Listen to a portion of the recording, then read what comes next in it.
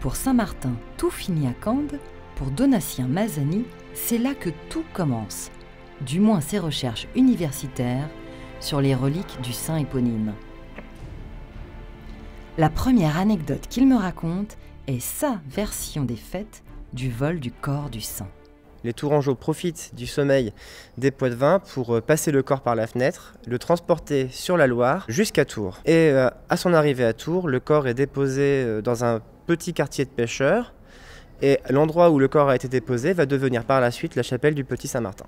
Le corps de Saint-Martin est ensuite transporté du quartier des pêcheurs au cimetière des pauvres.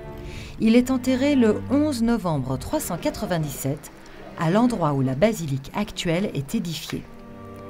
L'affluence des pèlerins est telle qu'une ville s'organise autour de la basilique. On l'appelle la Martinopole. Les reliques y sont conservées précieusement. Alors, les reliques de Saint-Martin sont réputées pour leur virtus, c'est-à-dire leur pouvoir, leur super pouvoir qui guérissent de toutes les maladies.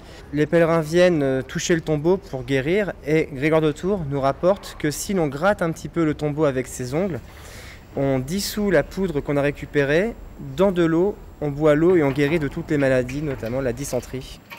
Les reliques non corporelles, comme le manteau du saint, étaient emmenés par les rois mérovingiens sur les champs de bataille pour remporter les victoires. La légende raconte aussi que lorsque les Vikings assiègent la ville de Tours en 903, les Tourangeaux amènent le corps entier de Saint-Martin sur les remparts gallo-romains.